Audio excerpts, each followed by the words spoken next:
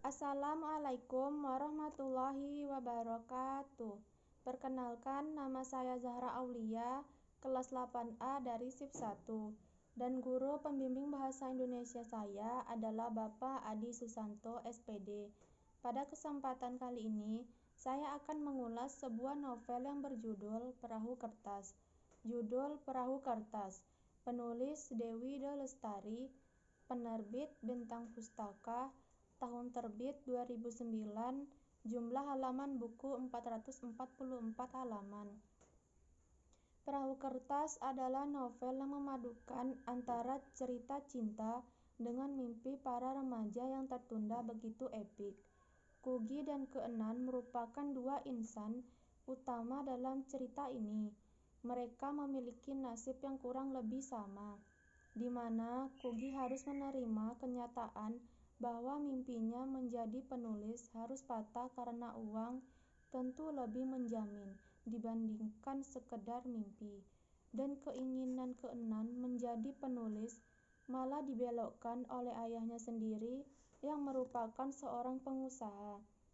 Dua orang dengan mimpi yang mirip tentu saja bisa langsung cocok dan akrab. Sayangnya, waktu mempermainkan mereka hingga tidak ada yang tahu siapa yang menyakiti siapa. Ini adalah salah satu dongeng romansa yang rumit, kompleks, juga sekaligus yang paling realistis dan manis.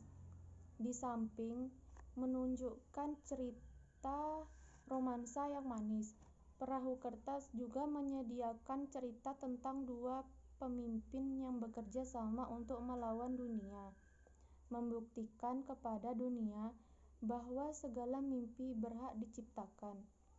Cerita seorang Kugi dan Keenan dengan mimpinya yang diremehkan, ditertawakan orang tentu sangat relevan dengan kisah para remaja masa kini di Indonesia. Terlebih lagi bagi mereka yang bermimpi pada bidang yang berbeda daripada umumnya. Sebenarnya, Perahu Kertas merupakan benang merah atas berbagai kejadian rumit yang terjadi pada hidup Kugi, gadis aneh yang bercita-cita menjadi juru dongeng dengan hobi membacanya. Dia adalah seorang mahasiswi di Bandung jurusan sastra. Bersama dengan sahabat sedang dengan hobi membacanya. Dia adalah seorang mahasiswi di Bandung jurusan sastra. Bersama dengan sahabat sedari kecil, Noni. Kemudian di Bandung ia juga dikenalkan dengan Keenan. Dia merupakan sepupu Eko, pacarnya Noni, dan tentu saja juga sahabatnya Kugi. Singkatnya, Keenan merupakan seorang seniman berjiwa muda yang ingin mewujudkan mimpinya, tetapi ayahnya malah memaksanya untuk membuatnya berkuliah di jurusan yang tidak disukainya. Ayahnya beranggapan bahwa melukis hanyalah buang-buang waktu saja dan tidak menghasilkan cukup banyak uang. Dari perkenalan ini langsung muncul sebuah getaran tidak biasa antara Kugi dan Keenan. Seketika Keenan menyukai Kugi dengan kepribadiannya yang apa adanya. Namun saat itu Kugi harus mempunyai Joshua sebagai pacarnya. Apalagi Kugi juga masih belum sadar akan perasaannya sendiri terhadap Keenan.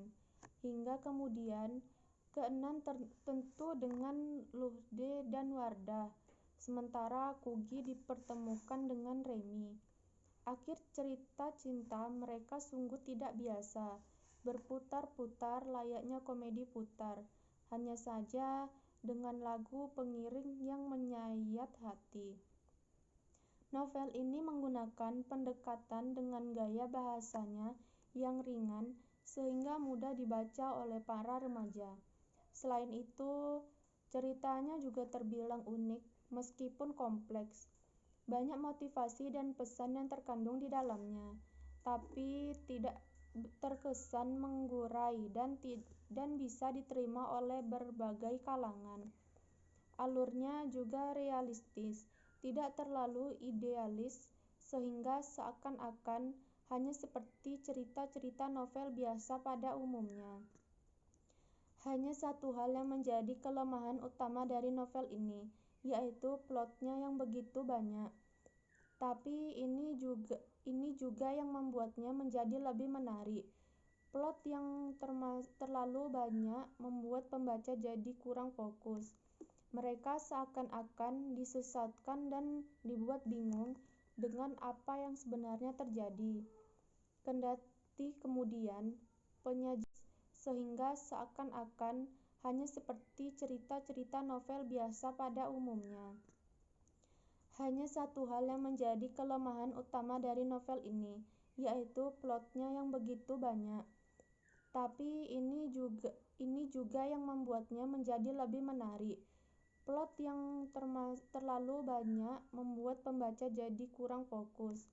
Mereka seakan-akan disesatkan dan dibuat bingung dengan apa yang sebenarnya terjadi.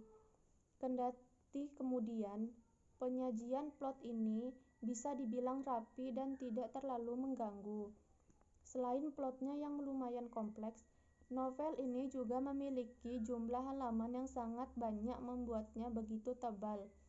Meskipun alurnya dan gaya bahasanya ringan, tapi tetap saja halaman yang tebal kurang ramah bagi mereka yang baru mulai membaca.